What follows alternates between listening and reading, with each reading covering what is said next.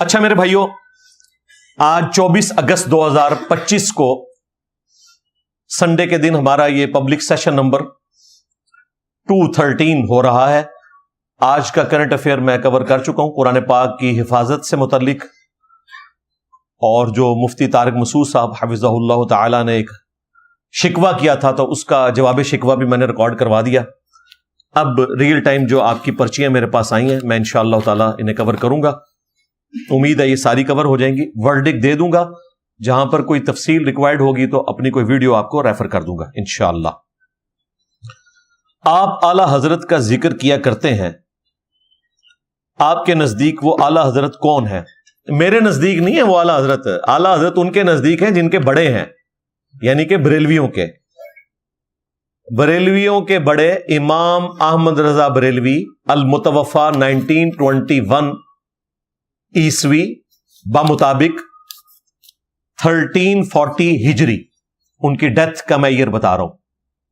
منظر الاسلام بریلی میں انہوں نے 1904 میں ایک مدرسہ بنایا، اور 1905 میں دیوبندیوں کی منجی ٹھوک دی، حسام الحرمین لکھی، جس سال حضرت Einstein special theory of relativity لکھ رہے تھے، ایگزیکٹ ایک ہی سال ہے 1905 کا، اور یہاں لکھی جا رہی تھی حسام الحرمین اور جواب میں المحند علی المفند۔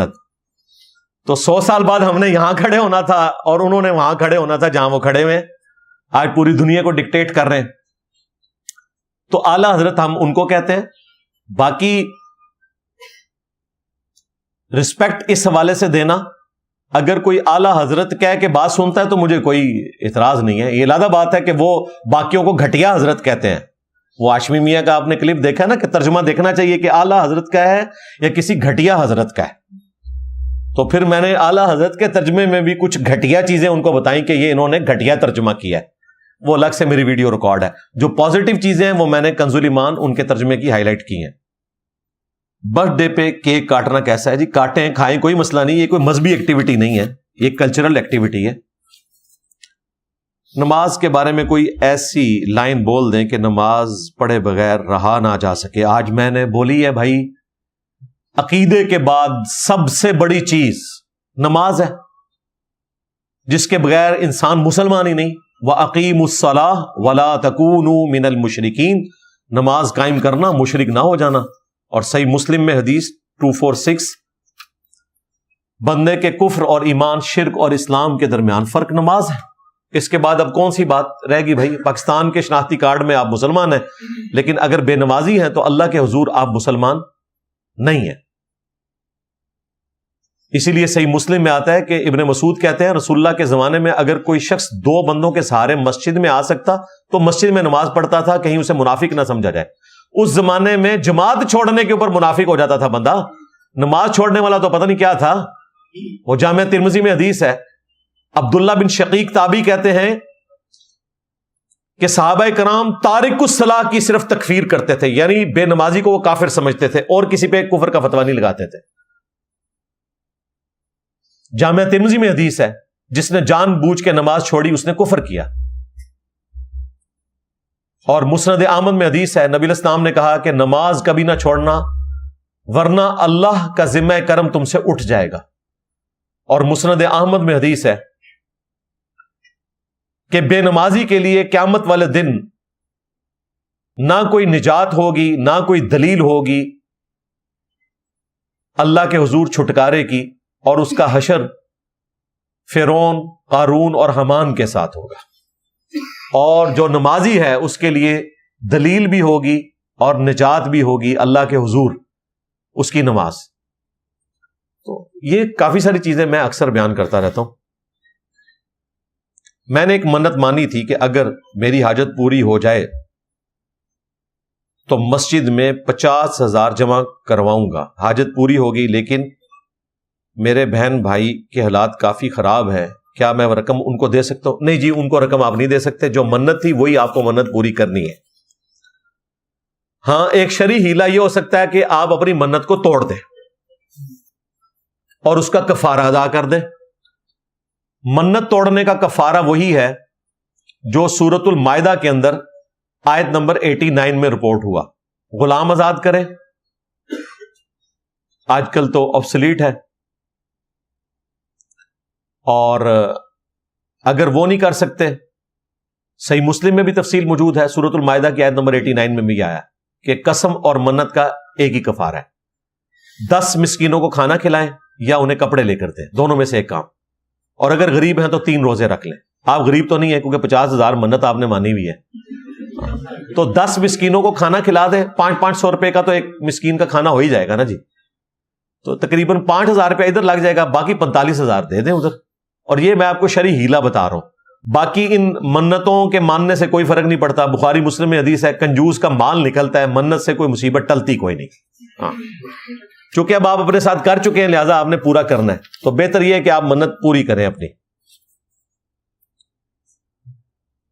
اہل بیت، اہل اللہ، غیر اللہ میں فرق واضح کرتے ہیں. ان میں کس کی بات کو اسلامک لحاظ سے اہمیت دیتے ہیں؟ اسلامک لحاظ سے تو اہمیت آپ نے قرآن و سنت کو دینی ہے، اور قرآن و سنت کی تعلیمات جو بھی آپ کو بتائے، خواہ وہ آج کا ہو چاہے اس زمانے کا، وہ آپ نے لے لینی ہے، چاہے وہ مسلمان ہو یا کافر ہو. آیت الکرسی کا وظیفہ شیطان نے دیا ہوا ہے، نبی اسلام نے انڈورس کر دیا تھا، اور آج تو آپ کو پتا چل گیا کہ یہ قرآن پاک آپ کو حضرت گیوٹنبرگ نے دیا ہے 1440 عیسوی میں، جنہوں نے پرنٹنگ پریس بنایا تھا، اور یہ بخاری مسلم بھی انہوں نے دی ہے. ظاہر پرنٹنگ پریس کے بغیر تو آپ اس کو کاتب سے تو لکھوا نہیں سکتے تھے. 30-40 لاکھ کا ایک نسخہ لکھا جاتا ہے جو اچھا کاتب لکھ کے دیتا ہے آپ کو. ظاہر 600 صفحے اس نے لکھنے ہیں، ایک صفحہ وہ ایک دن میں مکمل کر لے تو بڑی بات ہے. تو جس کی جو کنٹریبیوشن ہے وہ آپ نے ماننی ہے، قرآن و سنت کی تعلیمات پر عمل کرنا ہے.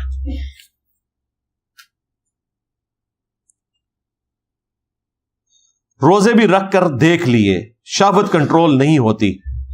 روزے آپ نے اتنے نہیں رکھے بھائی، کتنے روزے رکھ لیے ہیں؟ کچھ دنوں یا کچھ مہینوں بعد نفس غالب ہو جاتا ہے، بس جب غالب ہو پھر سے روزے شروع کر دیں جی. اللہ تعالیٰ آپ کے لیے آسانی فرمائے، آپ کے لیے نکاح کرنا آسان ہو جائے.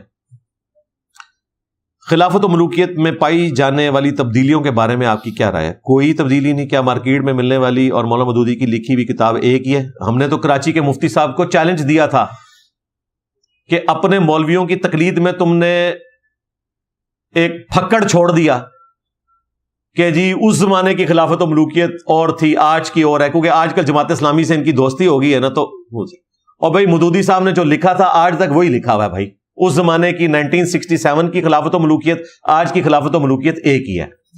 اور دیکھیں اللہ نے اس کا دفاع کروایا ایک دیوبندی مفتی سے، مفتی عامر عثمانی، تجلی دیوبند جو رسالہ نکالتے تھے دیوبند سے، ان کو کتاب بھیجی تھی دیوبندیوں نے کہ آپ جواب لکھیں اس کا.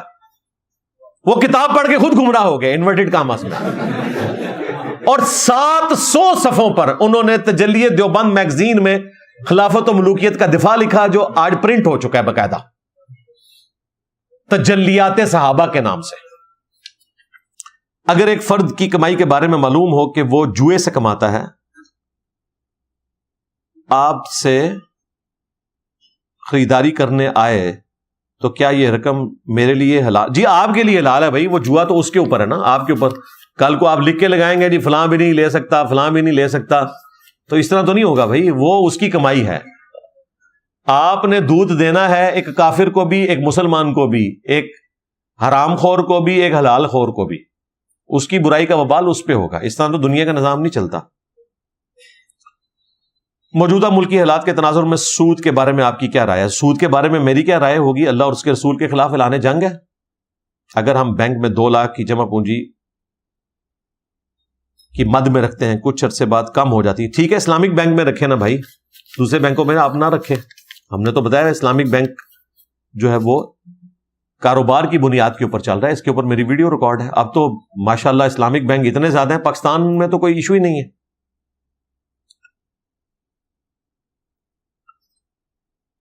کیا داڑھی ہونٹ سے شروع کریں یا تھوڑی سے؟ یہ کیا مطلب؟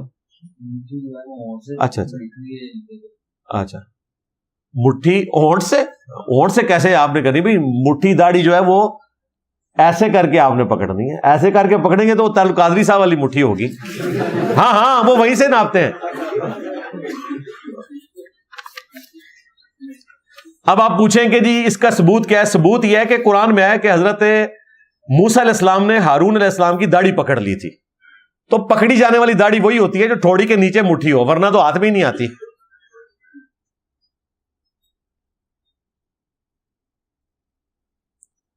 What is your view on the self movement? یہ کون سی ہے جی؟ سلفی تو نہیں لکھا, سلف لکھا ہوا. یہ کوئی نئی آئی ہے؟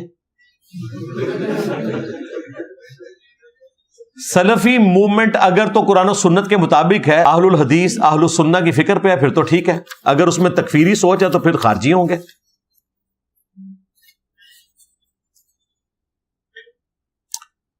یہ پھر آ گیا جی سلفی تحریک کے بارے میں آپ کی کیا رائے ہے؟ اردو بھی انگریزی بھی منو, اتنی تو انگریزی آندی یار. جہاں زیادہ تر ابن تیمیہ کے, آج کل ابن تیمیہ کے فتوے نہیں چلتے. آج کل وہ جو انجینئر بیٹھا ہوا ہے نا جیلم میں, اس کی بات چلتی ہے, اس لیے کہ وہ قرآن و سنت سے بتاتا ہے. وہ والی بات چھوڑ دیں. باقی ابن تیمیہ کے جو فتوے اچھے ہیں ان کو مانے. مثلا ابن تیمیہ نے بڑی اچھی بات لکھی ہے کہ اس روئے زمین پر سب سے بڑی نفلی عبادتوں میں سے ایک قبر رسول کی حاضری ہے صلی اللہ علیہ وآلہ وسلم. یہ ابن تیمیہ نے لکھا ہے, بہت اچھی بات لکھی ہے. ابن تیمیہ نے منہاج السنہ میں لکھا ہے کہ ان کے ماموں جان نے ہمارے ماموں جان سعد ابن ابی وقاص کو حکم دیا کہ وہ حضرت علی پہ سب و شتم کرے. صحیح مسلم میں جو حدیث تھی اس کی فلنگ ان دا بلینکس انہوں نے کی ہے. تو اچھی باتیں بھی لکھی ہیں ابن تیمیہ نے. امام کعبہ کچھ عرصہ سے سین حرم کے پیچھے سے نماز پڑھاتے ہیں, کیا نماز ہو جاتی ہے؟ جی ہم تو اس کو درست نہیں سمجھتے اگر ان کے سامنے بھی لوگ کھڑے ہیں. ہاں اگر وہ خالی کروائیں. اس وقت امام کعبہ کے بھی دو گروپ بن گئے ہیں. ایک وہ ہیں جو اپنے سامنے کسی کو کھڑا نہیں ہونے دیتے اور پرانے طریقے پہ ہی وہ سامنے پوری تکون خالی کروا لیتے ہیں اور پیچھے جا کے کھڑے ہوتے ہیں. تو وہ تو درست ہے کہ ان کے سامنے کوئی نہیں کھڑا ہوا. اس دیوار میں ان کے سامنے کوئی نہیں ہونا چاہیے, باقی دیواروں میں کھڑا ہو سکتا ہے. لیکن کچھ لوگوں نے اپنے سامنے بھی کھڑا کیا ہوا ہے اور وہ کھڑے ہیں پیچھے جا کے, تو وہ نماز تو درست نہیں ہے. یہ کچھ عرصے سے انہوں نے بدعت شروع کی ہے, اللہ ہدایت دے ان کو. عبداللہ ابن عمر نے نبی علیہ السلام کی وفات سے 1 مہینہ پہلے جو آپ علیہ السلام کے پیچھے نماز پڑھی, اس حدیث کا نمبر بتا دیں. یہ حدیث بخاری میں بھی ہے, مسلم میں بھی موجود ہے. میں نے کئی ایک ویڈیوز میں بتائی ہے. آپ کو بخاری میں شروع والے چیپٹر میں ہی یہ حدیث مل جائے گی کہ نبی علیہ السلام نے فرمایا کہ اس وقت جو بندہ روئے ارض پہ زندہ ہے 100 سال نہیں گزریں گے کہ اس پہ اس کی قیامت قائم ہو جائے گی, اس کا قرن ختم ہو جائے گا. 100 سال لکھیں اور عبداللہ ابن عمر لکھیں تو یہ حدیث کھل جائے گی. اے آئی کو بھی کہیں نا آپ انہی الفاظ میں کہ حدیث کھولو تو وہ کھول دے گا. جدید دور میں اسلامک پس منظر کے ساتھ اسلامک وومن ہر فیلڈ میں اپنا کردار کیسے ادا کر سکتی؟ ہر فیلڈ میں نہیں کر سکتی جی, اس چیز سے باہر نکلیں. جو ان کی فیلڈ ہے اسی میں وہ کر سکتی ہیں اور اسی میں ہی ان کو کرنا چاہیے. دیکھیں شاہد افریدی صاحب سے کسی نے عورتوں کی کرکٹ کی ٹیم کے بارے میں پوچھا تو انہوں نے بڑا اچھا جواب دیا. انہوں نے کہا عورتیں کھانا بڑا اچھا بناتی ہیں. تو انہوں نے اس کا انکار بھی نہیں کیا اور دبے الفاظ میں سہیل وڑائچ صاحب کی طرح اپنا میسج بھی پہنچا دیا.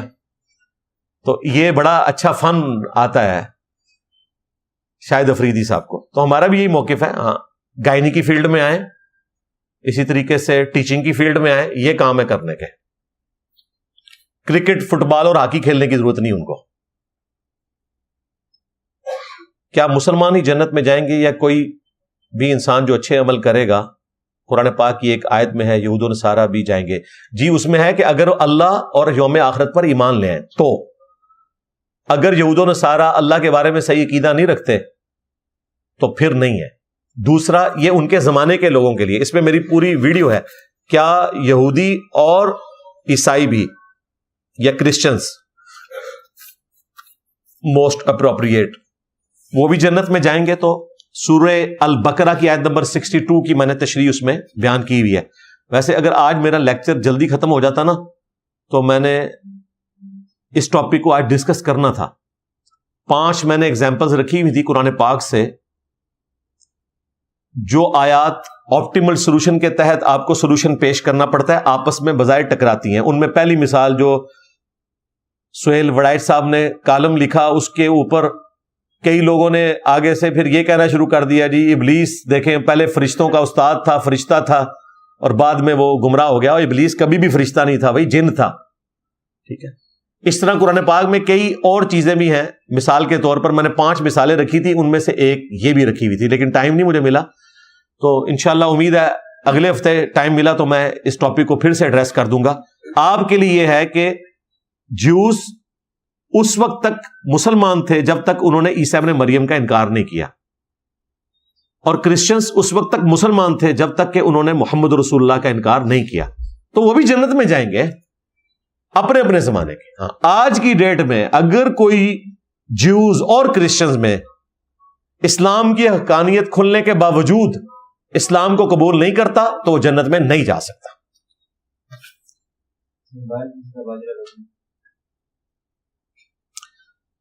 علی بھائی, کیا گھر میں کعبے کی طرف پاؤں کر کے سو سکتے ہیں؟ کعبے کی طرف پاؤں کرنے کا گناہ ہونا تو کہیں رپورٹ نہیں ہوا. کعبے کی طرف منہ کر کے تھوکنے کو نبی الاسلام نے ناپسند فرمایا, صحیح بخاری مسلم میں. اسی طریقے سے بخاری مسلم میں ہے کہ قبلہ رخ پیشاب کرنے سے منع کیا. یہ 2 چیزیں رپورٹ ہوئی ہیں. پاؤں کرنا کہیں منع نہیں ہوا, اگر کوئی کرتا ہے کوئی گناہ گار نہیں ہے, بلکہ بعض صورتوں میں تو آپ کو پاؤں کرنا پڑتا ہے. جو مریض لیٹ کے نماز پڑھتے ہیں ان کو قبلہ رخ پاؤں کروایا جاتا ہے اور سر کے پیچھے تکیہ رکھا جاتا ہے تاکہ چہرہ قبلہ رخ ہو. انہوں نے تو قبلہ رخ پاؤں کرنے ہیں تو نماز پڑھنی ہے.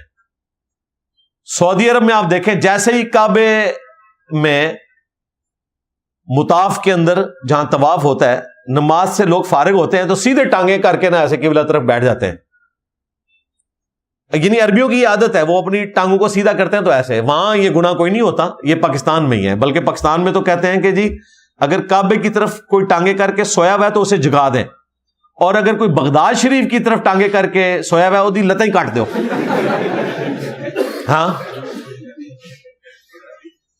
کیونکہ غوث پاک کا درجہ ان کے نزدیک زیادہ ہے نا, تو اس وجہ سے کہتے ہیں لتا کٹ دو. غوث پاک نو کہو نا کہ لتا کٹے, کہانیاں بنائی ہیں.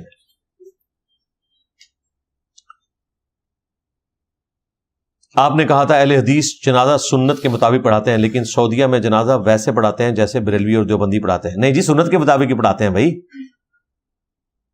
اہل حدیث سنت کے مطابق جنازہ پڑھاتے ہیں جواز کی حد تک, بلند آواز سے قرات کرنا. نسائی میں حدیث ہے, نبی علیہ السلام کی جو عمومی سنت ہے وہ آہستہ آواز میں جنازہ پڑھنا ہے. جو میں نے کہا تھا نا سنت کے مطابق, اس سے مراد ہے کہ سورہ الفاتحہ پڑھنا پہلی تکبیر کے بعد اور سورت ملانا. باقی تو اہل حدیث بھی پاکستان میں میجارٹی سنت کے مطابق جنازہ نہیں پڑھا رہے, کیونکہ 2 سلام پھیرتے ہیں. سعودی عرب میں 1 سلام پھیرا جاتا ہے, سنت ایک طرف سلام پھیرنا ہے. تو وہ ایک جز میں بات ہو رہی تھی کہ سورہ فاتحہ اور تسلی سے. بریلوی دیوبندی تو دیکھیں جنازہ جو ہے وہ پڑھاتے ہیں تقریباً 30 سیکنڈ کا, اور دعا جو ہے وہ 3 منٹ کی کر دیتے ہیں. بریلوی فوراً بات کرتے ہیں, دیوبندی جا کے قبرستان کرتے ہیں. سنت ہے قبرستان جا کے کریں. فوری بعد جو دیوبندی فرض نماز کے بعد اجتماعی دعا کرتے ہیں ریگولرلی, نہ یہ سنت ہے, نہ جنازے کے فوراً بعد دعا جو بریلوی کرتے ہیں یہ سنت ہے. یہ علماء نے خود سے جاری کی ہوئی ہے. نماز جنازہ کا پورا طریقہ ویڈیو میں ریکارڈ ہے. جب مفتی رفیع عثمانی کا جنازہ پڑھایا تھا نا مفتی تقی عثمانی صاحب نے, اور غلطی سے اونچی آواز نکل گئی, سورہ فاتحہ پڑھ رہے تھے. میں کہتا کو سانو کہندے نے سورہ فاتحہ نہ پڑھو, اپنے بھراواں دے جنازے فاتحہ پڑھ رہے نے, اتنے ڈرے ہوئے نے کہ فاتحہ پڑھنی ہے. ایک چھوٹا تاجر فکر معاش میں مصروف رہتا ہے, وہ اسلامک تعلیم کہاں سے کب سیکھے اور اسلام پر کتنا عمل کرے؟ جی جتنی دیر وہ ریلز دیکھتا ہے 1 دن میں اسلام سیکھ لے گا. وہ ہمارے بھائی جو ہیں اقرار الحسن, انہوں نے بتایا کہ اسٹیٹسٹیکل ڈیٹا ہے کہ روزانہ ایوریج جو ہے پاکستانی جو ہے وہ 1,500 سے 2,000 ریلز دیکھ لیتا ہے. آپ کو بھی لگ رہا ہوگا یہ ایسے کہہ رہے ہیں, آپ ذرا دیکھیں 1 منٹ میں کتنی دیکھی جاتی ہیں, اور 3-4 گھنٹے آپ یوں کرتے رہیں تو کتنی بنتی ہیں. تو یہ جو چھوٹا سا تاجر ہے نا یہ بہت کام باقی کر رہا ہے, کوئی اتنا بڑا نہیں ہے مسئلہ اس کے لیے. ہاں 1 ہفتے کے لیے بیمار ہو جائے تو گھر بیٹھے گا نا, تو 1 ہفتے کی چھٹیاں لے, پورا دین اس کو سمجھ آ جائے گا. صرف 5 گھنٹے مجلس 50 میری دیکھ لے تو پورا دین اس کو سمجھ آ جائے گا. موٹی موٹی چیزیں ہی سیکھنی ہے نا آپ نے. عقیدہ توحید سیکھنا ہے, ختم نبوت کا عقیدہ سیکھنا ہے, اس کے بعد نماز کا پریکٹیکل ہے. 4-5 ویڈیوز دیکھیں گے پورا دین آپ کو سمجھ آ جائے گا. آپ نے کوئی انجینئر محمد علی مرزا تو نہیں بننا نا. ہاں, اس طرح نہیں ہوتا. وہ ہر بندے کو اللہ نے ڈفرنٹ حالات و واقعات دیے ہوئے ہیں. اب میں مودودی نہیں بن سکتا, ان کے لیے ایک ڈفرنٹ حالات و واقعات تھے. اللہ نے ان کو ریسورسز دیے, اس وقت ایسے ساتھی دیے, ان کی رائٹنگ پاور تھی, انہوں نے اتنا کام کر لیا. بلکہ ان کا کام تو رکا ہوا تھا. جب ایوب خان نے ان کو جیل میں ڈالا اور سزائے موت ہوئی تو انہوں نے بقیہ کی تفہیم القرآن جو اتنے عرصے سے مکمل نہیں ہوئی تھی وہاں جا کے مکمل کی. تو اللہ تعالیٰ ہر بندے کے لیے ڈفرنٹ حالات و واقعات کرتا ہے. فی الوقت آپ کے لیے حکم یہ ہے, ہر مسلمان کے لیے, قوا انفسکم واہلیکم نارا, بچاؤ اپنے آپ کو اور اپنے گھر والوں کو جہنم کی آگ سے. بس. غزوہ احد کے دوران آپ علیہ السلام کے 4 دانت شہید ہوئے, جس کا ذکر آپ کی ویڈیو میں ملتا ہے. جی میری ویڈیو میں نہیں, بخاری مسلم میں ملتا ہے, لیکن ریفرنس جو آپ نے لگائے ہیں ان میں 4 دانت کا ذکر نہیں ملا. دیکھیں وہ جو ذکر ملا ہے نا وہ 4 دانت ہی بنتے ہیں. اب یہ اس کی تفصیل میں جانا کہ یہ 4 نہیں تھے 2 تھے, آپ 2 مان لیں. 4 دانت وہ عربک لنگوسٹک میں جو لکھا جاتا ہے اس کے پوائنٹ آف ویو سے اس کا ترجمہ ہوا ہے, اور یہ سب کے نزدیک ایگریڈ اپان ہے کہ نبی الاسلام کے 4 دانت مبارک شہید ہوئے تھے, اور وہ بھی یہ نیچے کے یہ والے 4 دانت تھے. اگر جماعت ہو چکی ہو اور ہم اکیلے گھر یا مسجد میں نماز ادا کر رہے ہوں تو کیا ایسی صورت میں اقامت یا تکبیر کہنا ضروری ہے؟ جی سنت ہے. اقامت بھی کہیں گے, اور تکبیر یعنی اقامت کو آپ تکبیر کہہ رہے ہیں, تکبیر تو فرض ہے نماز سٹارٹ کرتے ہوئے, اقامت کہنا سنت ہے. کیونکہ میں نے مولانا اسحاق صاحب کا کلپ, مولانا اسحاق صاحب تو بہت غلو کرتے تھے, وہ تو کہتے تھے واجب ہے. واجب نہیں ہے, سنت ہے. کیا درود شریف چلتے پھرتے لیٹ کر پڑھ سکتے ہیں؟ جی قرآن میں ہے کہ اللہ کا ذکر اٹھتے بیٹھتے کروٹوں پر لیٹے ہوئے آپ کر سکتے ہیں. اور اللہ کے اذکار میں سے ایک ذکر درود شریف ہے, کیونکہ آپ اللہ سے کہتے ہیں نا اللہم صلی علی محمد, دعا کرتے ہیں نا اے اللہ محمد صلی اللہ علیہ وآلہ وسلم پر رحمت بھیج.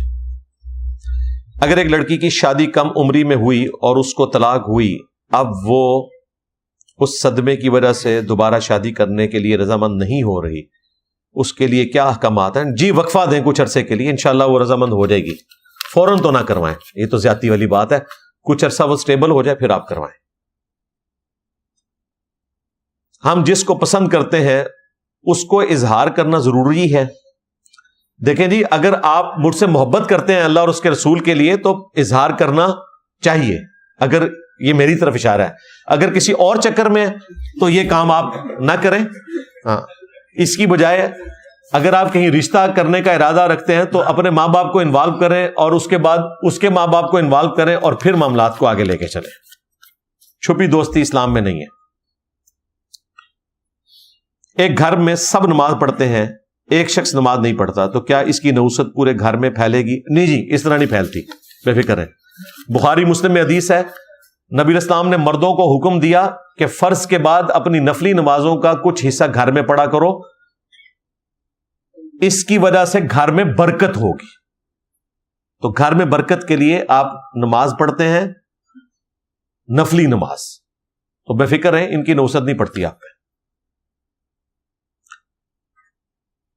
ڈائریکٹ جنت میں جانے کے لیے صرف فرائض پورے کریں یا اسلام کو ڈیپ سٹڈی کریں؟ جی ڈیپ سٹڈی اس لیول تک تو آپ نے کرنا ہے, یہ نہ آپ فرض پورے کرتے رہیں اور آپ کا عقیدہ درست نہ ہو.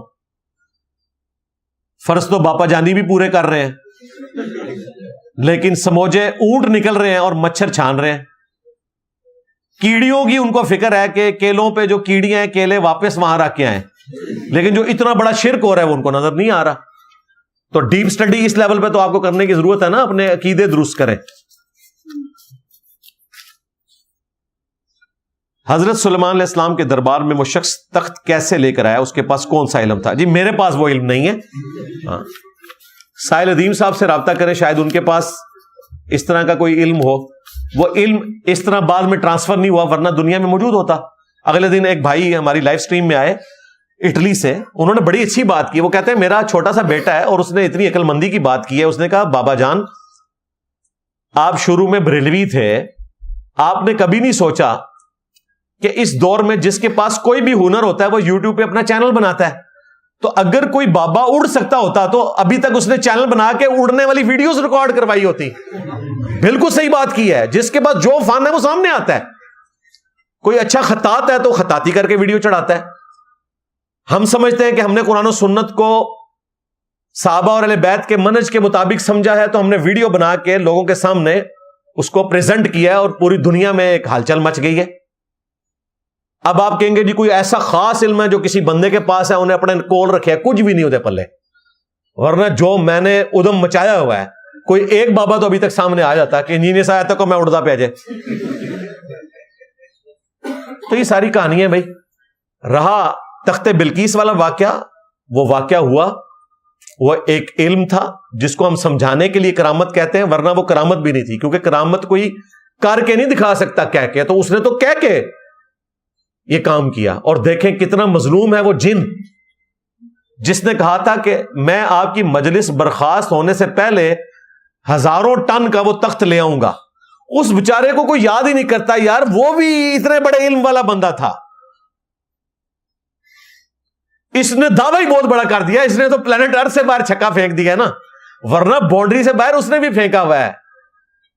سینکڑوں میل دور تخت مجلس برخاست ہونے سے پہلے جن اٹھا کے لے آئے, تو یہ بھی کوئی چھوٹی کرامت نہیں ہے. اس بیچارے کو کوئی ذکر نہیں کرتا. وہ کہتے جی حضرت سلمان علیہ السلام کیا تو تے بہ جانا, حضرت سانو وہ بھی جن مل جائے نا تو یقین کرو اسی وائٹ ہاؤس چک کے نہ لیا کے برگلا ہلتے رکھیے ہاں تے امریکہ نو مسلمان کر لیے کہ ویکھو جناب ساڈے کول کتنی طاقت ہے. جا کے جناب منگلا اور تربیلا ڈیم کی ٹربائنوں کے اوپر اس کو چڑھا دیں کہ پانی کے بغیر بھی ٹربائنہ چلا دے, بجلی بنا کے دے, اگر اس طرح ہوتا ہو تو. تو وہ جو علم تھا وہ اس کے ساتھ خاص تھا. باقی تخت بلقیس کے اوپر میری تفصیلی ویڈیو دیکھ لیں. کیا مغرب اور عشاء کی نماز فجر سے پہلے پڑھ سکتے ہیں رات کے 2-3 بجے؟ جی, کبھی کبھار اگر آپ کے ساتھ کوئی ایسا عذر آ گیا تو آپ پڑھ سکتے ہیں. روٹین نہیں بنا سکتے. روٹین خلاف سنت ہے. نبی علیہ السلام نے نمازوں کو کبھی کبھار جمع کیا. روٹین صرف اس کے لیے سنت ہے جس کے لیے روٹین کے ساتھ عذر ہے. مثلا جو سفر میں ہے وہ ہمیشہ نمازوں کو جمع کرے, قصر بھی پڑھے. اسی طریقے سے کوئی میڈیکل ڈاکٹر ہے, اس نے آپریشن کرنے ہوتے ہیں, سرجن ہے, روزانہ اس نے قیمتی جانیں لوگوں کی بچانے ہوتی ہیں, وہ روزانہ نمازوں کو جمع کریں. باقی آپ کھلویڈروں کے لیے نہیں ہے ہاں, جو دودھ پتی کا کپ جو ہے وہ آدھے گھنٹے میں پیتے ہیں جا کے ہوٹلوں پہ اور نمازیں جمع کر کے پڑھتے ہیں, آپ کے لیے نہیں ہے. کبھی کبھار آپ بھی کر لیں. روٹین صرف ان لوگوں کے لیے ہوگی. کیا نبی علیہ السلام کے پاس غیب کا علم تھا؟ میں نے چند ایک علماء کرام کو سنا ہے, مگر ہر ایک کی رائے مختلف ہے. اس مسئلے پر بیان فرما دیں. میں نے اس پہ تفصیلی ویڈیوز ریکارڈ کروائی ہیں. علم غیب لکھے انجینئر محمد علی مرزا. نبی علیہ السلام کے پاس علم غیب ہونے کے اوپر تو پوری امت کا اجماع ہے. ظاہر ہے ہم نبی کو نبی مانتے ہی اس لیے کہ ان کے پاس غیبی خبریں آتی تھی. اختلاف صرف یہ ہے کہ بریلوی فرقے کے بعض غالی لوگ یہ کہتے ہیں, اور شیعہ کے بھی, کہ نبی علیہ السلام کے پاس کائنات کی ہر چیز کا ہر وقت علم ہے. تو یہ عقیدہ صرف اللہ کے ساتھ خاص ہے. قرآن و سنت کا عقیدہ یہ ہے کہ نبی علیہ السلام کے پاس علم غیب وہ ہے جو اللہ نے آپ کو بتایا, جتنا بتایا اور جس وقت بتایا, بس. اس کے ثبوت میں کئی ایک آیات اور احادیث ہیں جو میں نے اپنی ویڈیوز کے اندر بیان کی ہوئی ہیں. وہ آپ علم غیب لکھیں, انجینئر محمد علی مرزا لکھیں, تو آپ کے سامنے ویڈیو کھل جائے گی انشاءاللہ. قرآن میں اللہ تعالیٰ نے فرمایا قیامت کا علم صرف اللہ کے پاس ہے, لیکن حدیث میں آیا نبی علیہ السلام نے اپنی وفات کے قریب فرمایا کہ قیامت اس قدم اور اس قدم کے درمیان ہے. قدم کے درمیان ہے. نبی علیہ السلام نے فرمایا تھا کہ اس وقت جو روئے ارض پہ زندہ ہے 100 سال کے اندر اس پہ اس کی قیامت قائم ہو جائے گی. یعنی وہ قرن ختم ہو جائے گا, یعنی وہ زمانہ ختم ہو جائے گا. تو وہاں زمانہ ختم ہونے سے مراد وہ بڑی قیامت نہیں ہے, بلکہ اس شخص کا اپنا زمانہ ختم ہوگا. ابن عمر نے باقاعدہ اس کی تفصیل اسی میں بیان کی بخاری مسلم میں, کہ آپ نے کہا تھا کہ صحابہ کا زمانہ ختم ہو جائے گا, یعنی صحابی کوئی زندہ نہیں رہے گا, ان پہ قیامت قائم ہو جائے گی, کیونکہ مرتے ہی قیامت قائم ہوگی نا. بڑی قیامت کا ذکر نہیں ہے, وہ تو بخاری مسلم میں موجود ہے کہ حضرت جبرائیل نے جب انسانی شکل میں پوچھا تو آپ علیہ السلام نے فرمایا کہ جس شخص سے پوچھا جا رہا ہے وہ اس سے زیادہ نہیں جانتا جو پوچھ رہا ہے. تو پھر انہوں نے کہا آپ قیامت کی نشانیاں بتائیں. تو آپ علیہ السلام نے قیامت کی نشانیاں بتائی تھی. قیامت کا علم قرآن میں بھی آیا کہ نبی کو نہیں دیا گیا, احادیث میں بھی نبی علیہ السلام نے قیامت کی نشانیاں بتائی ہیں. یہ نہیں بتایا کہ قیامت کس تاریخ کو آنی ہے, کس سن کو آنی ہے. دن بتایا گیا جمعے کا, باقی اور کچھ نہیں بتایا گیا. قرآن کے مطابق اللہ اپنے بندوں کو ان کے گناہوں کی وجہ سے پکڑتا ہے. تو اگر ایسا ہی ہے تو ان معصوم بچوں کا کیا قصور ہے جو سیلاب کی نظر ہو گئے؟ تو قرآن میں تو نہیں لکھا ہوا کہ معصوم بچے جو مارے جاتے ہیں ان کو گناہوں کی وجہ سے پکڑا جاتا ہے. یہ تو نہیں لکھا ہوا, یہ آپ نے خود سے مقدمہ بنایا. آپ کا مقدمہ اس وقت درست ہوتا ہے جب قرآن میں لکھا ہے کہ جب بھی کسی کے اوپر کوئی آزمائش آتی ہے تو اس کے گناہوں کے سبب ہی آتی ہے. قرآن تو یہ بھی کہتا ہے وَلَنَبْلُوَنَّكُمْ بِشَيْءٍ مِّنَ الْخَوْفِ وَالْجُوعِ وَنَقْصٍ مِّنَ الْأَمْوَالِ وَالْأَنفُسِ وَالثَّمَرَاتِ. ہم ضرور آزمائیں گے تمہیں, خوف کے ذریعے, بھوک کے ذریعے, جان اور مال میں نقص کے ذریعے.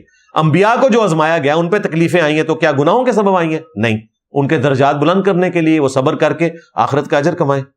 رہا بچوں کا معاملہ تو سیدھے جنت میں پہنچ کے بھائی دنیا سے ہر انسان کا ایگزٹ ہے. قرآن میں اللہ تعالیٰ نے فرمایا کہ بعض لوگوں کو ہم جوانی کی عمر میں موت دے دیتے ہیں, بعض کو اس سے پہلے, اور بعض کو رذیل عمر تک لے جاتے ہیں.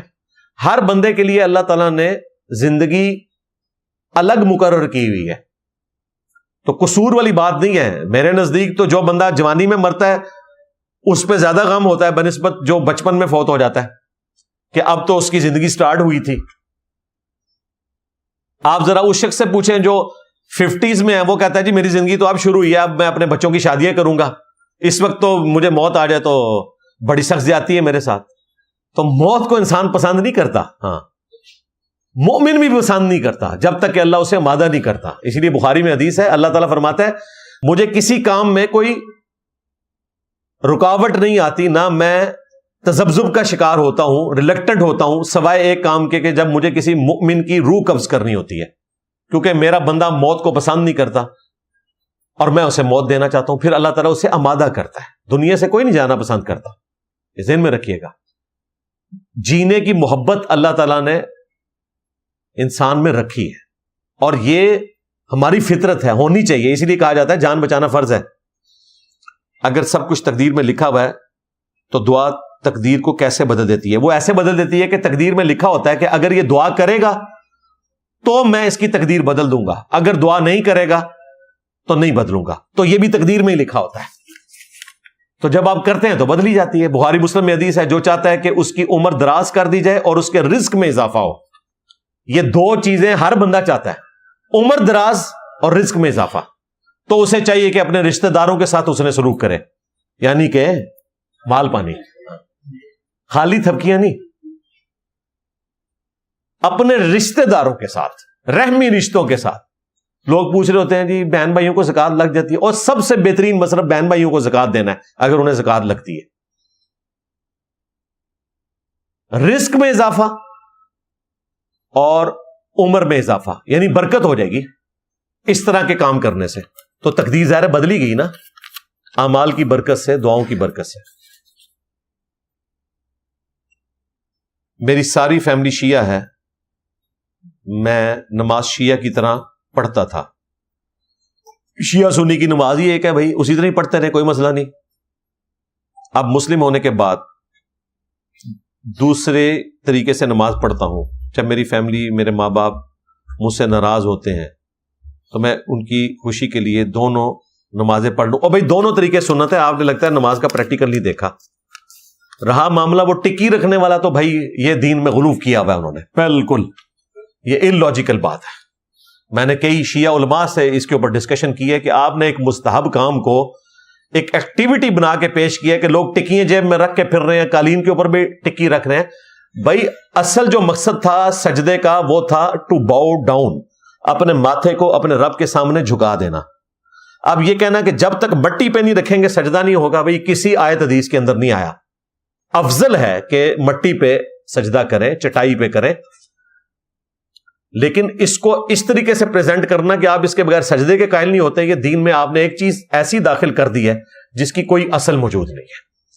تو باقی ہاتھ چھوڑ کے نماز پڑھنا بھی اہل سنت کے ہاں بھی سنت ہے, شیعہ کے ہاں تو ہے, تو دونوں طریقے سنت ہے. میری ویڈیوز ریکارڈ ہیں اس پہ. حضرت عمر کا طلاق کا مسئلہ سیاسی فیصلہ تھا. بھائی حضرت عمر نے جو فیصلہ کیا ہم تو اسی کو مانتے ہیں, نبی اسلام کا بھی یہی فیصلہ تھا. یہ جو مسلم کی حدیث ہے نا کہ حضرت عمر نے وہ فیصلہ نامزد کیا تھا, وہ پولیٹیکل ڈیسیژن انہوں نے غیر مدخولہ کے لیے بھی کر دیا تھا وقتی طور پہ. آج کی ڈیٹ میں وہ نہیں ہے. رہا ایک وقت کی 3 طلاقیں 3, تو وہ 3 طلاقیں 3 ہی ہیں. جن حدیثوں میں ملتا ہے نا کہ حضور کے زمانے میں 3 جو ہے وہ 1 ہوتی تھی, وہ اس عورت کے لیے جس کی رخصتی نہ ہوئی ہو, اس کے لیے آج بھی یہی قانون ہے کہ وہ 3 طلاقیں اگر کوئی مرد اپنی ایسی بیوی کو دیتا ہے جو ابھی اس کے پاس نہیں آئی, تو وہ ایک تصور ہوگی, اس سے دوبارہ نکاح ہو سکتا ہے. لیکن ونس میاں بیوی خلوت میں مل گئے, خلوت صحیحہ ثابت ہو گئی, تو اب 3 طلاقیں 3 تصور ہوں گی. اس میں میری ویڈیوز ریکارڈ ہیں. ایک ایسی گیم ہے جس میں پیسے جمع کروا کے جیتے تو پیسے ڈبل, اور ہارے تو جمع کروائے پیسے بھی گئے. تو کیا مطلب پوچھ رہے ہیں اس کا ثواب کتنا ہے؟ جوا ہے اور کیا یار. اور ڈکی بھائی تو اڑا ہوا ہے نا اندر. ہمارے معاشرے میں آزمائش کا بہت اہم کانسیپٹ ہے, اور اکثر کہا جاتا ہے کہ اللہ انسان پر ضرورت سے زیادہ آزمائش نہیں ڈالتا. البتہ ہم دیکھتے ہیں کچھ لوگ مشکلات میں اتنے دوچار ہوتے ہیں کہ نعوذ باللہ خودکشی تک کی کوشش کرتے ہیں. وہ خودکشی اس وجہ سے نہیں کرتے کہ آزمائش میں مبتلا ہوتے ہیں, اس وجہ سے کرتے ہیں کہ خوف خدا نہیں ان کو ہوتا, انہیں دین کی پہچان نہیں ہوتی. آج تک کسی مولوی کو سنا ہے کہ آپ نے خودکشی کی ہو؟ اب آپ نے مجھے یہ نہیں کہنا کہ مولوی بھوکا نہیں مرتا, نہیں, ایسا نہیں ہے. یہ چند ایک مولوی ہیں جو عیاشی کی زندگی گزار رہے ہیں, ورنہ 2 وقت کی روٹی ائمہ مساجد کے لیے ایک بہت بڑا ایشو ہے. ان کی تنخواہیں تو دیکھیں. آج کی ڈیٹ میں یقین کریں ہمارے جیلم شہر میں 5,000 7,000 سیلری کے اوپر امام مسجد گزارا کر رہے ہیں. مجھے بتائیں کیسے گزارا کرتے ہوں گے؟ بجلی کا بل جو ہے وہ مسجد کے ساتھ اٹیچ ہوتا ہے تو وہ بچ جاتے ہیں, پانی وہاں سے مل جاتا ہے, لیکن روٹی پانی کیا پوری ہو سکتی ہے 5-7 ہزار میں؟ پھر بیچارے ٹیوشنیں پڑھاتے ہیں, اتنی مشکل سے سب کچھ کرتے ہیں, لیکن خودکشی نہیں کرتے. کیونکہ ایٹ لیسٹ اپنی ساری کمزوریوں کے باوجود ایک دیندار بندے کو یہ سمجھ ہے کہ خودکشی میں نے کی تو میں مارا گیا. صحیح مسلم میں حدیث ہے خودکشی والے کا نبی علیہ السلام نے جنازہ نہیں پڑھایا. صحابہ کو کہا کہ تم پڑھ کے دفنا دو, میں نے نہیں پڑھانا, تاکہ میں اپنی نفرت کا اظہار کروں اس عمل سے. ہمارا ایک اسٹوڈنٹ تھا 16 سال کی عمر میں اس نے تیزاب پی کے خودکشی کر لی تھی. یہ میں 2008-9 کی بات کر رہا ہوں. حافظ قرآن تھا دعوت اسلامی کے مدرسے سے, ابھی وہ حفظ مکمل تقریباً کر چکا تھا, تو میرے درس میں بھی آتا تھا. کافی حد تک اس کے عقیدے ٹھیک ہو گئے تھے. پتہ نہیں پھر کس چکر میں پڑا وہ, اور اچانک اس کی خودکشی کی خبر آئی, اور جیلم شہر کی تاریخ میں اتنا بڑا جنازہ شاید ہی کسی کا ہوا ہو. ظاہر ہے جوان لڑکا تھا. میں نے اس کا جنازہ نہیں پڑھا, حالانکہ مجھے جنازہ پڑھانا چاہیے تھا, صرف اس وجہ سے کہ نبی الاسلام نے ڈومیننٹ پرسنالٹی ہوتے ہوئے خودکشی والے کا جنازہ نہیں پڑھا, اس عمل سے نفرت کے اظہار کے لیے. تو جو دیندار بندہ ہے وہ خودکشی نہیں کرتا. یہ سارے بیچارے دنیا بھی خراب ہوئی ہوتی ہے تو دین بھی ان کو کوئی سمجھ نہیں ہوتی. آپ مجھے بتائیں, چلیں ان کو تو چھوڑیں, غربت کی وجہ سے جو خودکشی کر رہے ہیں, جو یہ عشق مشوقی کے چکر میں کر رہے ہیں خودکشی,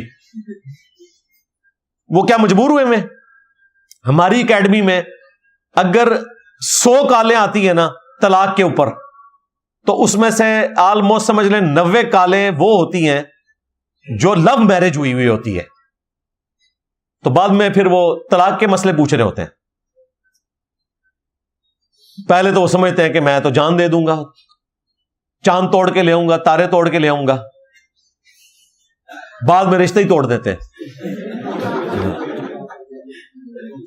فرض نماز کے بعد اجتماعی دعا کرنا بدعت حسنہ نہیں ہے. جی بدعت حسنہ کوئی چیز نہیں ہوتی ہے, سنت حسنہ اور سنت سیئہ ہوتی ہے. یعنی اچھی سنت اور بری سنت, اچھا طریقہ اور برا طریقہ. تو یہ تو دین میں چیز داخل ہوئی ہے نا, من احدث فی امرنا ھذا فہو رد, تو یہ مردود ہے. ہاں وسیلہ اور توسل کے طور پر جس طرح یہاں ہم دعا کرواتے ہیں, کیونکہ ہمیں لوگوں نے کہا ہوتا ہے کہ آپ نے دعا کروانی ہے ہمارے لیے, یہ جائز ہے. اور وہ بھی ظاہر ہے ہفتے میں 1 دن. اگر میں روزانہ درس دیتا ہوں نا تو میں کبھی بھی دعا نہیں کرواؤں گا, یہ ذہن میں رکھیے گا.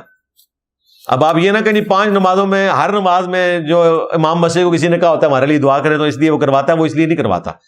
اگر روٹین میں یہاں پہ درس ہو رہا ہو تو میں دعا نہ کرواؤں، چونکہ ہفتے میں 1 دن ہوتا ہے، پوری دنیا سے دعاؤں کے لیے کہا ہوتا ہے، تو یہ وسیلہ اور توسل کے طور پر دعا کی جاتی ہے، یہ سنت ہے.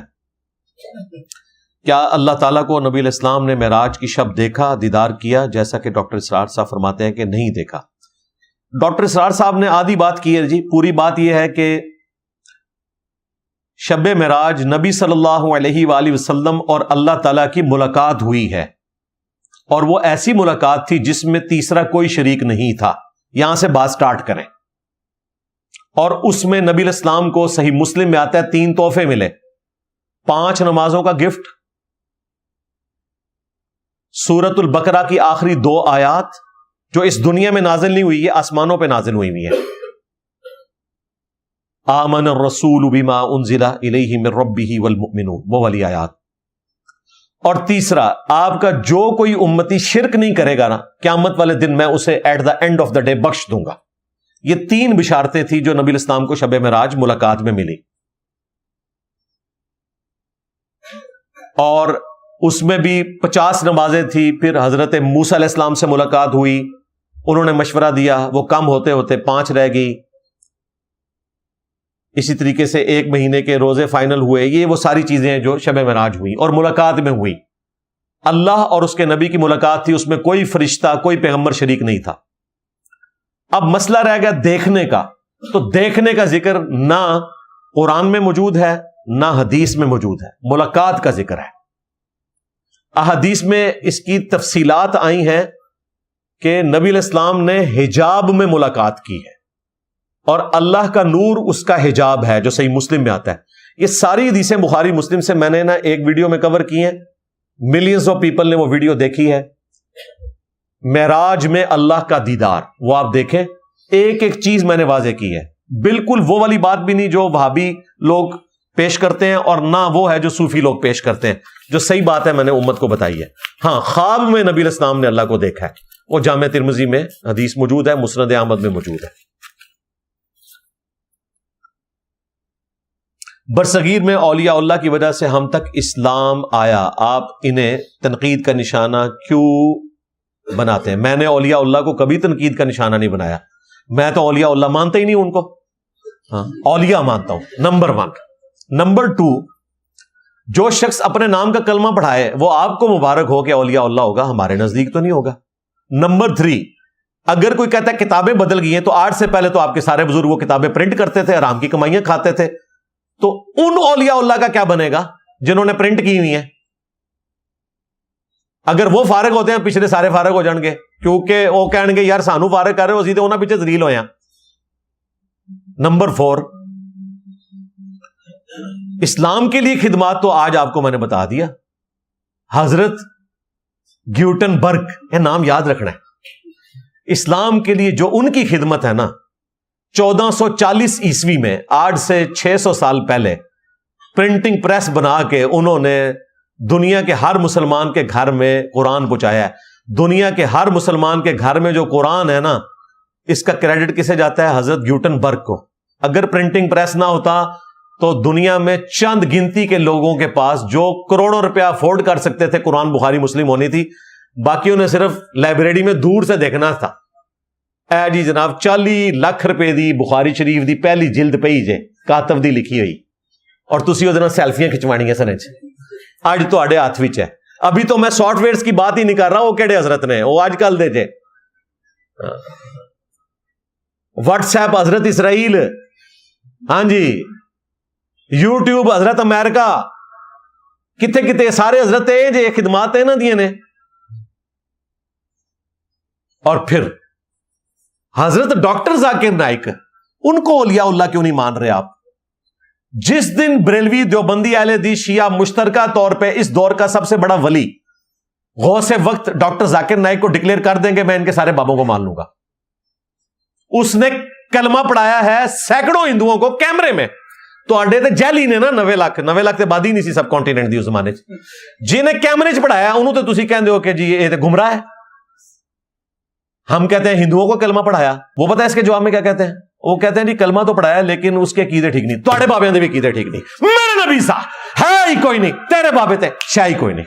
لو سامو, آپ ہمارے بابے کو ماننے کے لیے تیار نہیں ہو رہے.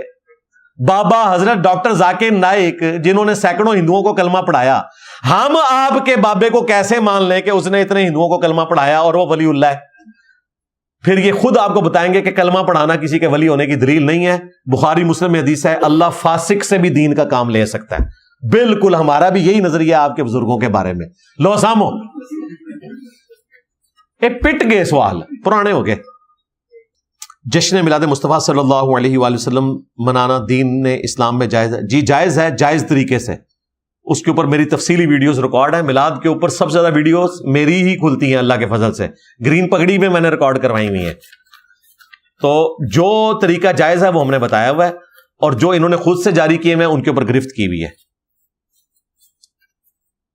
میرا 2 سال پہلے نکاح ہوا تھا, اب 10 دن بعد میری شادی ہے, اللہ کرے ہو جائے, لیکن اب مجھے ایک اور لڑکی پسند آ گئی ہے. آپ مجھے مشورہ دیں کہ کیا کروں. مشورہ تو بھائی آپ کو نہیں دینا چاہیے, لڑکی کو اور اس کے ماں باپ کو مشورہ دینا چاہیے کہ آپ کو گھر بلا کے آپ کی خاطر مدارت کریں. وہ مشورہ تو ان کو دینا چاہیے. نان سینس بات ہے بھائی, ان چیزوں سے باہر نکلیں. ٹھیک ہے, آپ تو بڑے خطرناک آدمی ہیں بھائی. شادی کے 10 دن بعد اگر پسند آ جاتی پھر آپ نے کیا کرنا تھا بھائی.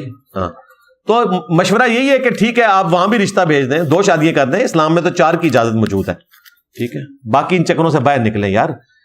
یہ جو پسند آنا ناپسند آنا اس کا تعلق صرف شادی سے پہلے تک ہوتا ہے.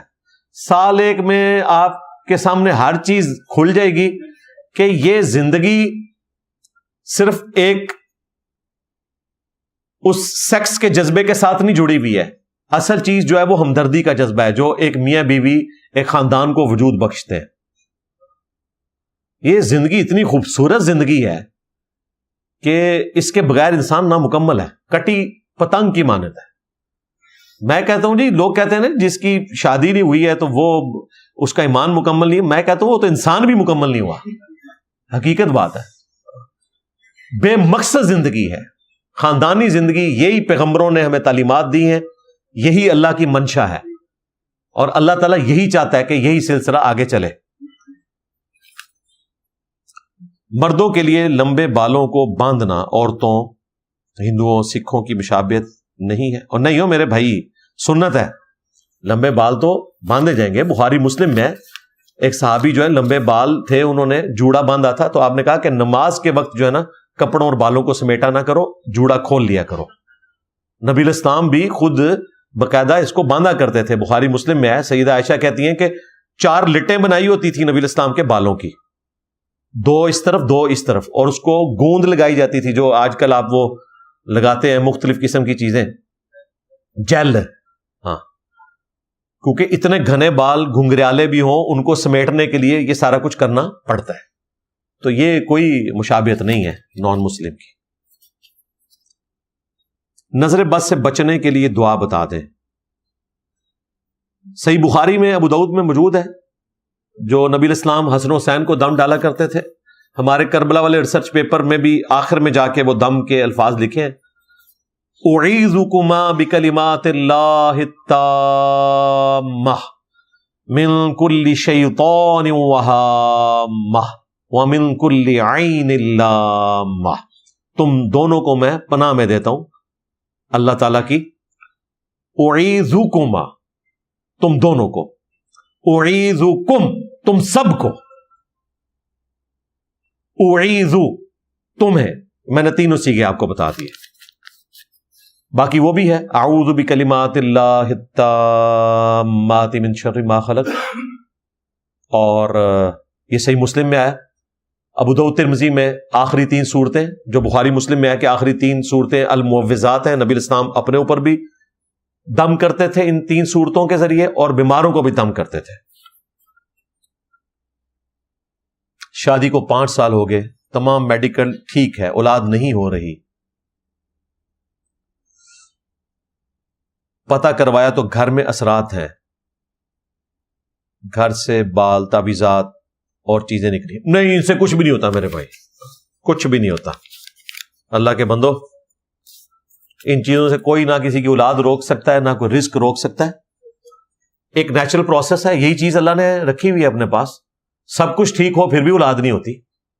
ہمارے اپنے قریبی ریلیٹو شادی کے 15 سال بعد اللہ تعالیٰ نے ان کو اولاد دی ہے.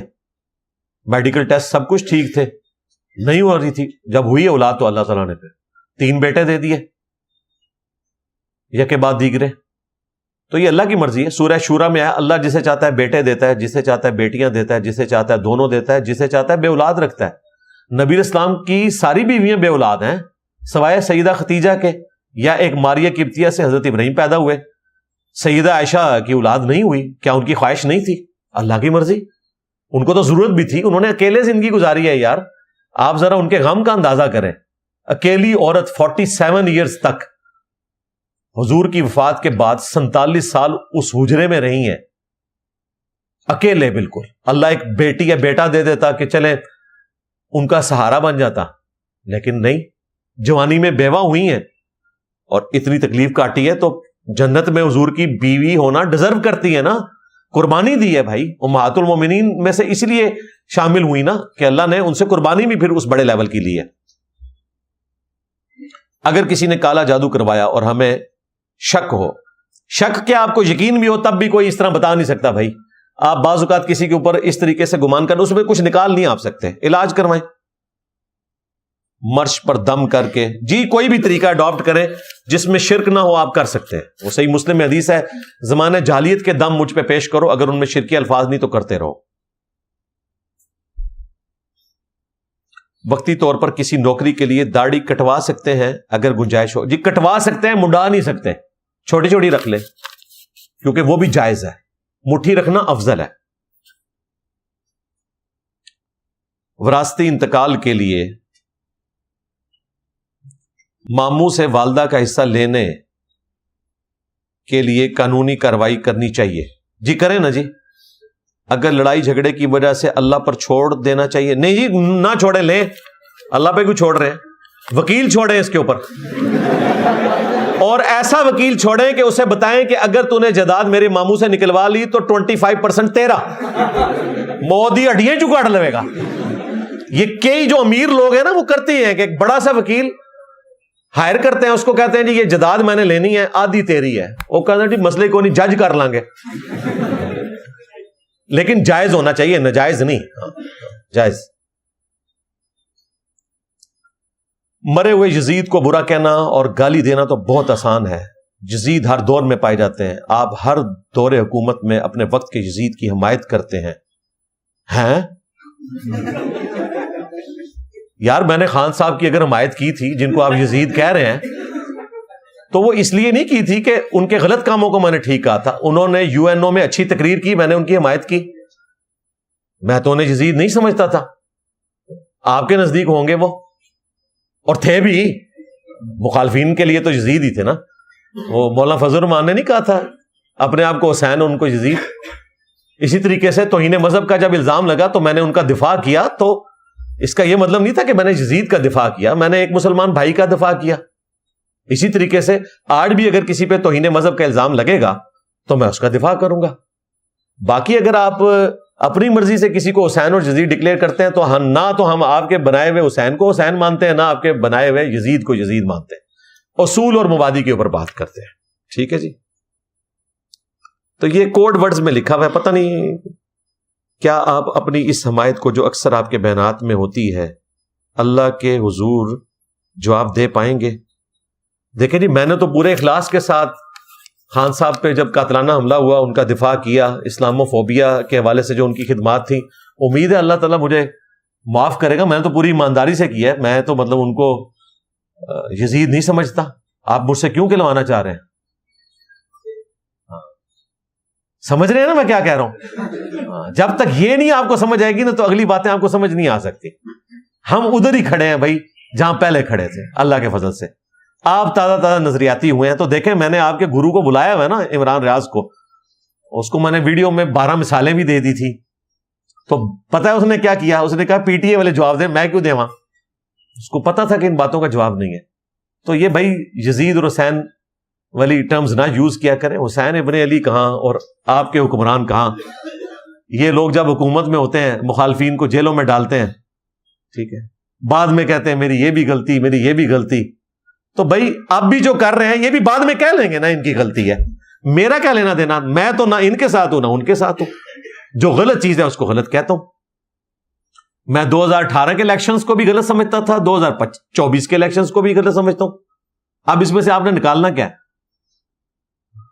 اس کے بعد اگر آپ کہ میں آرمڈ کنفلکٹ لے کے تو چڑھ دوڑوں، تو ایسا نہیں ہوا، نہ پہلے ہوا ہے نہ آندہ ہوگا. ہم صرف اختلاف رائے پبلک کے سامنے رکھتے ہیں، باقی عوام الناس خود فیصلہ کریں، سچائی کیا ہے اس پہ عمل کریں. آرمڈ کنفلکٹ اس پلیٹ فارم سے نہیں ہوگا، یہ ذہن میں رکھیے گا.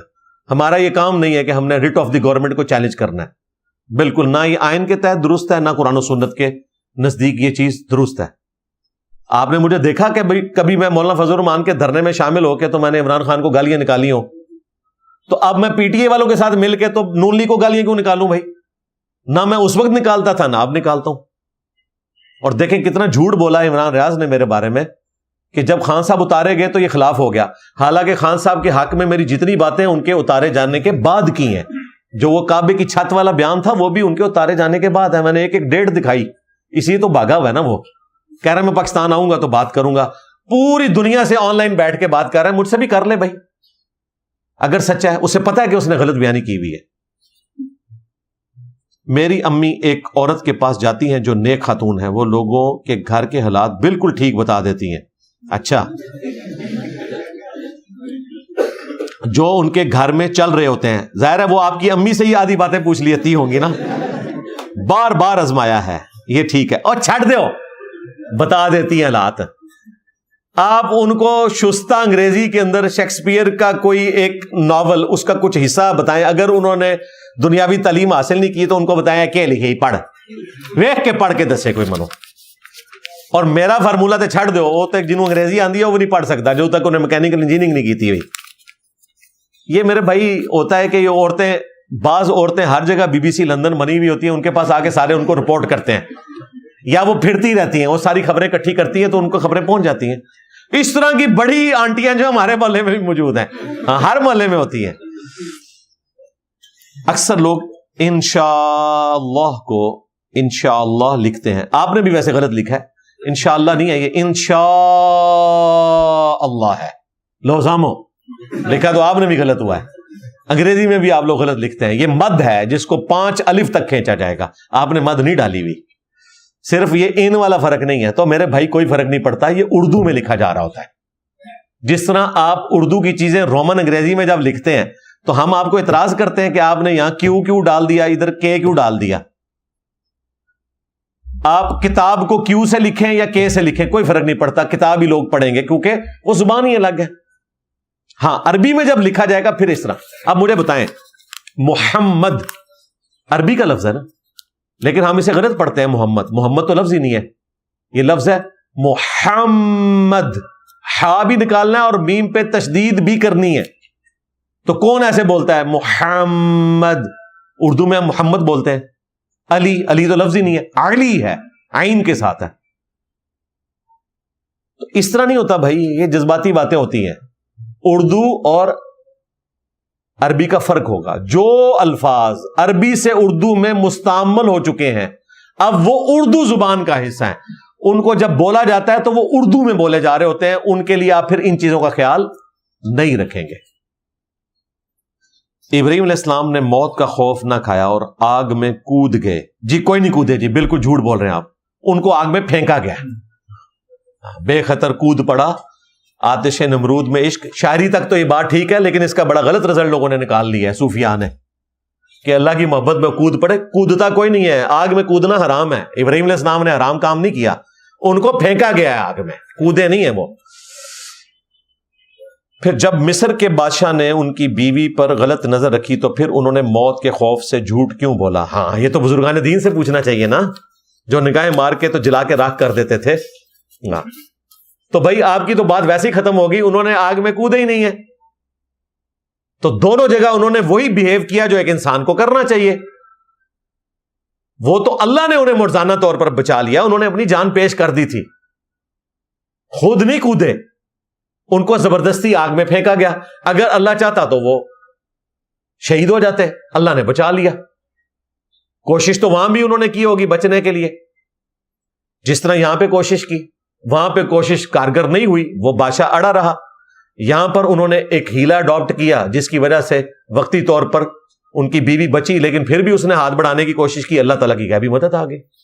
خود ہمارے نبی علیہ السلام ایک قریش کے سردار کی پناہ لے کر طائف سے واپس مکے میں آئے تھے نا, جو صحیح بخاری میں آتا ہے کہ آج اگر وہ زندہ ہوتا مطعم بن عدی تو میں بدر کے سارے قیدی اس کے کہنے پہ چھوڑ دیتا, کیونکہ اس نے مشکل وقت میں میرا ساتھ دیا تھا. تو اسباب تو آپ نے اختیار کرنے ہیں.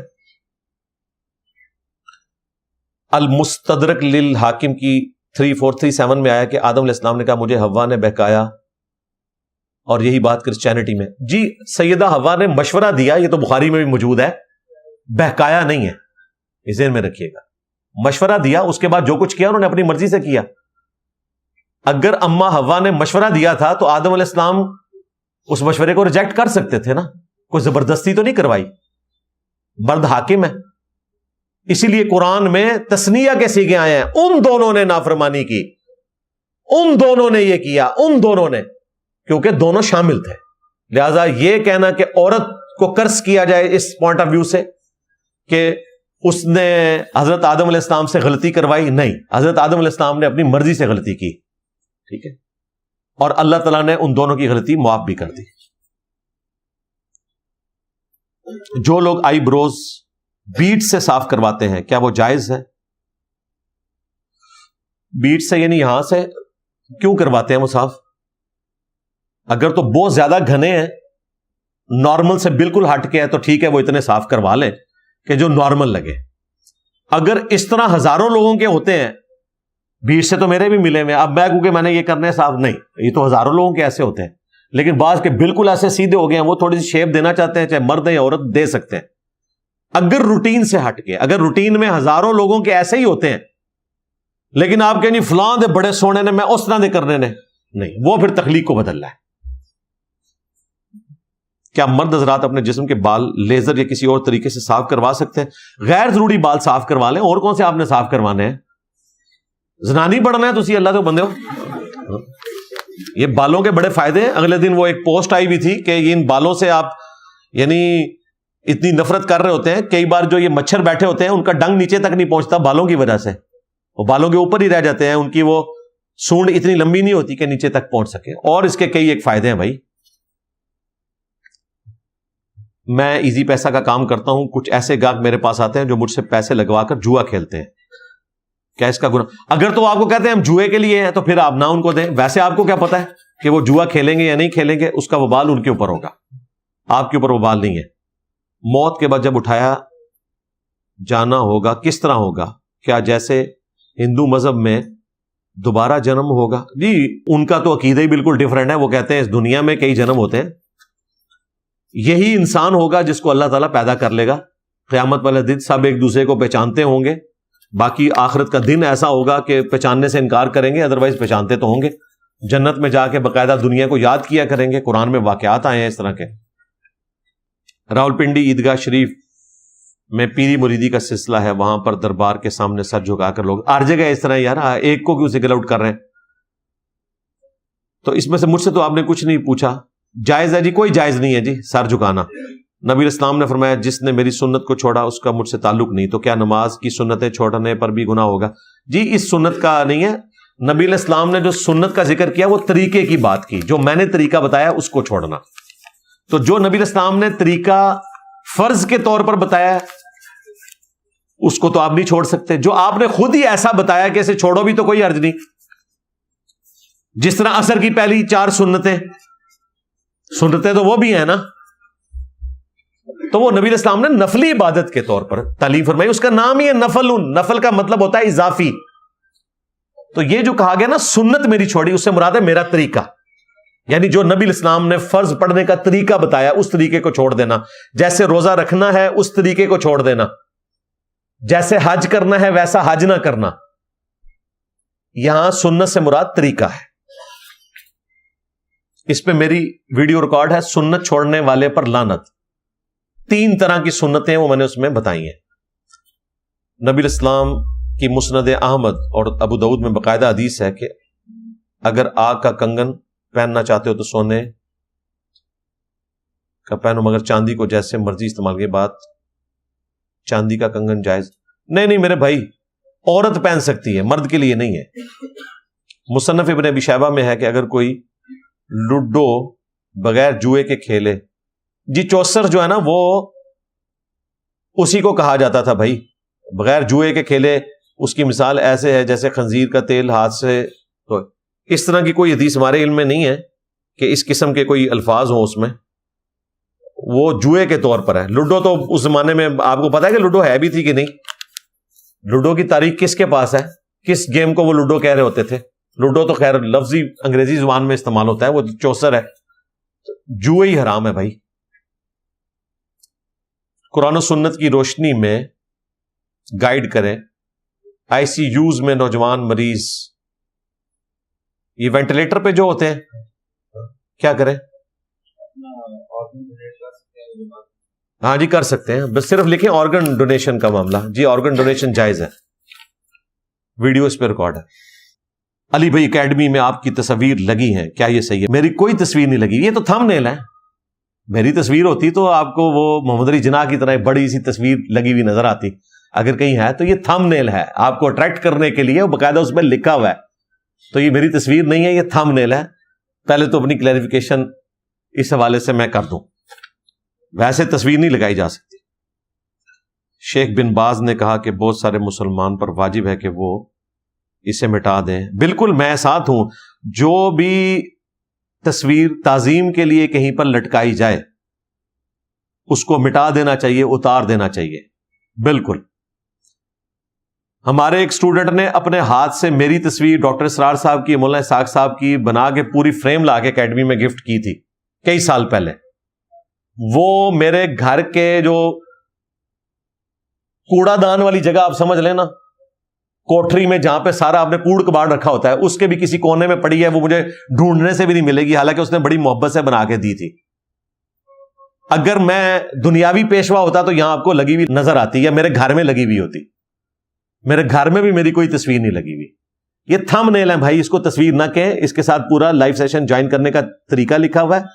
یہ باقاعدہ آپ کو بتانے کے لیے کہ اس کلر کا, وہ دیکھیں میں نے کلر بھی وہ رکھا ہے کہ جو یوٹیوب پہ آپ کو نظر آئے. سسٹرز کے لیے وہ گلابی کلر رکھا ہوا ہے.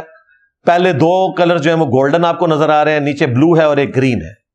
تو میری تصویر نہیں لگی ہوئی, خدا کے لیے بھائی یہ 2 چیزوں کو مکس نہ کریں. تصویریں وہ ہوتی ہیں جو آپ کو ڈپٹی کمشنر کے آفس میں, پرائم منسٹر کے آفس میں لگی ہوئی نظر آتی ہیں. اس طرح دی فوٹو نہ میرے گھر تو نظر آئے گی نہ اکیڈمی نظر آئے گی. بالکل میں آپ کے ساتھ ہوں, وہ تصویر حرام ہے. ہمارا کوئی اسٹوڈنٹ اس طرح کی کوئی تصویر لٹکا نہیں سکتا. البتہ اگر کوئی اپنے استاد کی تصویر ریکارڈ کے طور پر اپنے موبائل میں رکھتا ہے, اپنے البم میں لگا کے رکھنا چاہتا ہے, وہ جائز ہے, کیونکہ وہ آپ نے تعظیم کے طور پر کسی جگہ لٹکائی نہیں ہوئی ہے, وہ ریکارڈ کے طور پر ہے, وہ درست ہے, وہ سب کے نزدیک درست ہے. باپا جانی دیکھیں, کسی زمانے میں تصویر آتی نہیں تھی کیمرے میں, لوگ بڑی کوششاں کرتے سن, کرامت ظاہر ہوندی سی, آندی نہیں سی, کھچ دینے آندی نہیں. آج مجھے بتائیں یہ کمال وہ اگر کر کے بتا دیں لوگوں کے سامنے, سارا میڈیا میں اکٹھا کرتا ہوں, باپا جانی ایک دفعہ فضان مدینہ میں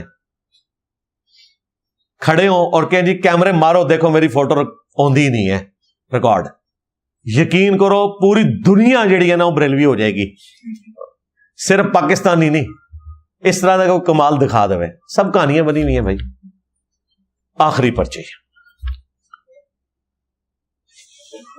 آپ بریلوی اور دیوبندی علماء کا کافی احترام کرتے ہیں, لیکن عرب علماء مثلا ابن تیمیہ کہاں سے عرب علماء ہو گئے بھائی؟ آپ کو پتہ ہی نہیں. آپ نے سمجھا کہ ابن تیمیہ آج کل کیا ہو بھائی, 700 سال پہلے گزر چکے ہیں. علماء عرب کا تو میں بہت احترام کرتا ہوں. شیخ ناصر الدین البانی رحمہ اللہ کا ذکر میں نے سینکڑوں ویڈیوز میں کیا ہوا ہے, شیخ بن باز کا ذکر کیا ہوا ہے. آپ کس طرح کہتے ہیں میں احترام نہیں کرتا؟ ابن تیمیہ کا تعلق تو عرب علماء کے ساتھ ہے ہی نہیں ہے, نہ وہ عرب کے علماء ہیں. وہ تو 700 سال پہلے ایک عالم دین گزرے, ان کی اچھی باتیں اچھی ہیں, جو بری ہیں وہ بری ہیں. آج میں نے ان کی تعریف میں بھی کچھ کلمات کہہ دی ہیں. آپ کے لہجے میں احترام ظاہر نہیں ہوتا. احترام آپ کس کو کہتے ہیں بھائی؟ ابن تیمیہ کی آپ نے اپنی لینگویج پڑھی ہوئی ہے کیا ہے کس کے اوپر اس نے ہاتھ صاف کیا ہوا ہے؟ دونوں میں غلطیاں ہیں اور صحیح بھی ہیں بہترین ہے. ان کے ماننے والے بھائی ان کو تختہ مشق بناتے ہیں نا, ان سے تو ہمارا کوئی اختلاف نہیں ہے. جو ان کی اچھی بات ہے ہم کوٹ کرتے ہیں. آج بھی میں نے ابن تیمیہ کی خوبیاں بیان کی ہیں. تو ویسے آپ کو یہی لگتا ہے نا, اس کا مطلب ہے کہ آپ یہ سمجھتے ہیں کہ میں اہل حدیث علماء کا ذکر جو ہے نا وہ احترام سے نہیں کرتا. تو بریلوی تو کہتے ہیں کہ یہ تو چھپا ہوا وہابی ہے, یہ ساڑھے بابے نو رگڑا لاندا ہے. بریلویوں سے بھی پوچھے نا, تو ان کا موقف ڈفرنٹ ہوگا. تو جو آپ نے چشمہ لگایا ہے وہ آپ ویسے ہی سمجھتے ہیں. تو شیخ ناصر الدین البانی رحمۃ اللہ علیہ کا ذکر میں نے کئی ویڈیوز میں کیا ہے, ان کی اچھائیاں بیان کی ہیں. تو وہ عرب علماء میں سے تو وہی ہیں اس وقت بڑے عالم جو فوت ہو چکے ہیں 1999 میں. تو بالکل ایسی بات نہیں ہے. ہاں, ابن تیمیہ کی غلط چیزوں کا میں نے اس وقت ذکر کیا جب اہل حدیث نے ان کو ان کے مرتبے سے بڑھا کر پیش کیا, تو ہم نے بتایا کہ وہ ایسا نہیں تھا بھائی. آپ اس کو 7ویں بلکہ 8ویں صدی ہجری کا ایک عالم دین ہی رہنے دیں. ان کو لا کے آپ صحابہ اور اہل بیت کے ساتھ اور تابعین کے ساتھ کھڑا نہ کریں. اور ابن تیمیہ کے ساتھ مسئلہ یہ ہے کہ یہ جو مصیبت کھڑی کی ہے نا یزید پہ جنتی لشکر کی بشارت فٹ کرنے والی, یہ ابن تیمیہ نے کام ڈالا ہے, جس کی وجہ سے ڈاکٹر ذاکر نائک گمراہ ہوا ہے. تو اس کے جرائم کی لسٹ ہے, اصل میں صرف یہ نہیں ہے, اور کافی ساری لسٹ ہیں. ان ساری چیزوں کا میں نے ذکر کیا.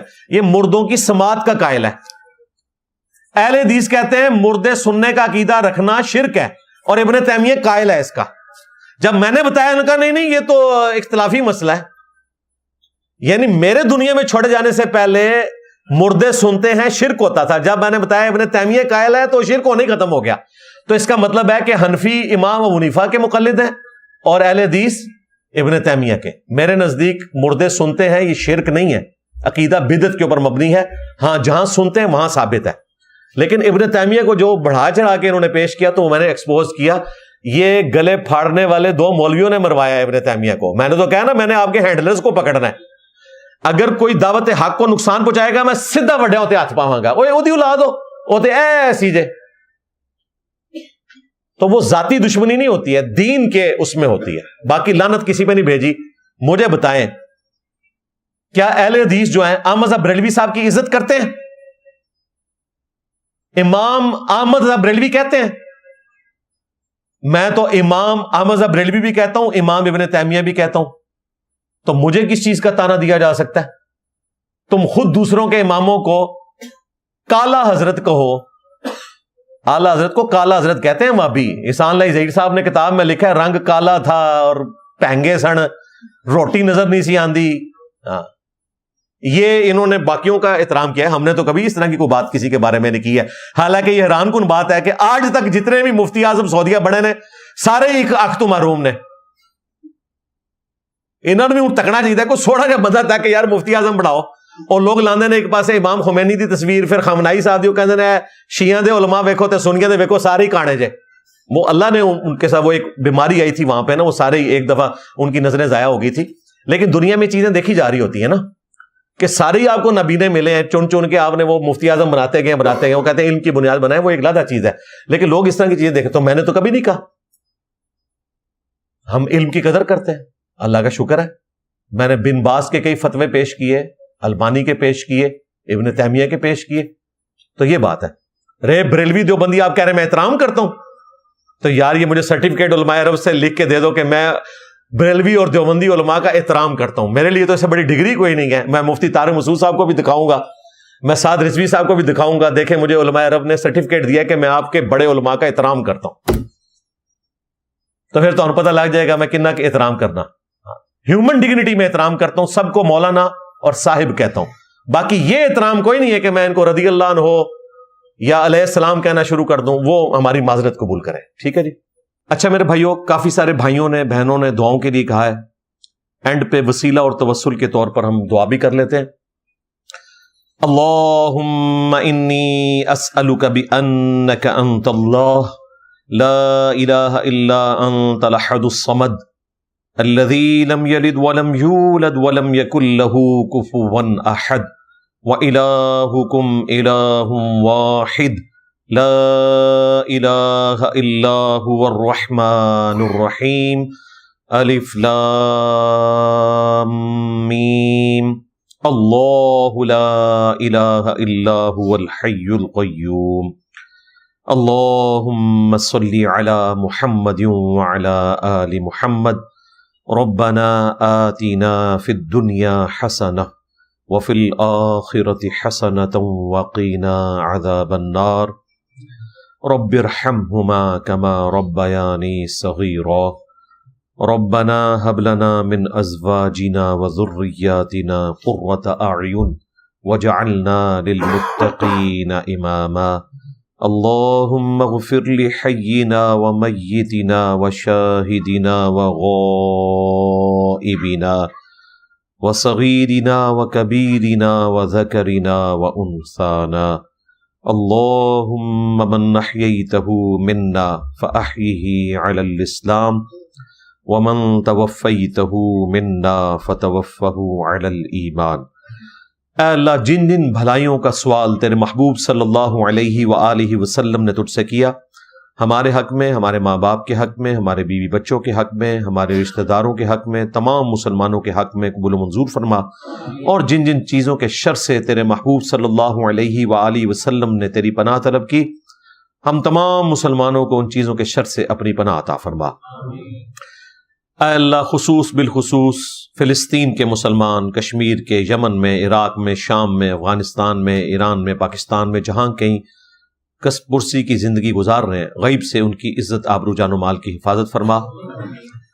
اے اللہ، ہمارے ملک پاکستان کی خیر فرما، پورے عالم اسلام کی خیر فرما، اندرونی اور بیرونی خطرات سے محفوظ فرما۔ اے اللہ، حاضرین کے دلوں میں جو نیک اور جائز دعائیں ہیں قبول و منظور فرما۔ اے اللہ، جو فوت ہو چکے ان کی مغفرت فرما، جو زندہ ہیں انہیں موت سے پہلے قبر و آخرت کی تیاری کرنے کی توفیق عطا فرما، جو بیمار ہیں انہیں شفا عطا فرما۔ یہ تمام دعائیں تمام مسلمانوں کے حق میں قبول و منظور فرما۔ سبحان ربک رب العزت عما یصفون وسلام علی المرسلین والحمد للہ رب العالمین وصلی اللہ علی النبی الکریم وعلی آلہ واصحابہ اجمعین الی یوم الدین، آمین۔